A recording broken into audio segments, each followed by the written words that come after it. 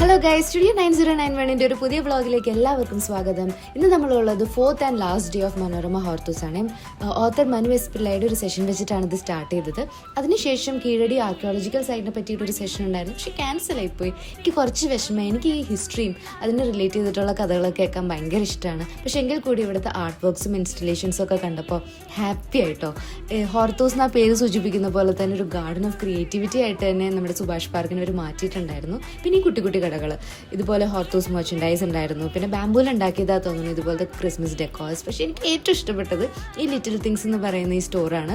കുറേ നാൾ കൂടിയിട്ടാണ് ബ്യൂട്ടിഫുൾ ആയിട്ടുള്ള കുറച്ച് ഗ്രീറ്റിംഗ് കാർഡ്സ് കാണുന്നത്. ഞാനും വാങ്ങിച്ചു കുറച്ച് ബുക്ക് മാർക്സും പോസ്റ്റ് കാർഡ്സും ഒക്കെ.